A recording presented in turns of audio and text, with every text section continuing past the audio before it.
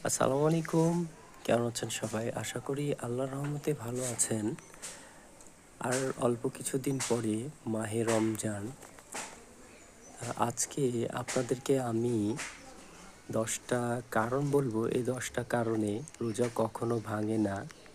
আমাদের অনেকেরই ধারণা যে রোজাটা আসলে ভেঙে যায়। তো যেই ১০টা বলি আপনারা শুনবেন। আর যদি ভালো লাগে তাহলে শেয়ার করে অন্যকে দেখার সুযোগ করে দেবেন। ১. থুতু গিলে ফেলা। ২. চুল কাটা। ৩. নখ কাটা। ৪. মাথায় তেল মাখা। ৫. মেহেদি লাগানো। ৬. বমি করা। ৭. খাবারের ঘ্রাণ নেয়া। ৮. সুগন্ধি মাখা। ৯. স্বপ্নদোষ হলে। ১০. ভুল করে কোনো কিছু খেয়ে নিই। এই ১০টা কারণে কখনো রোজা ভাঙে না। অনেকে হয়তোবা সেটা মনে করেন যে আমার রোজাটা ভেঙে গেছে।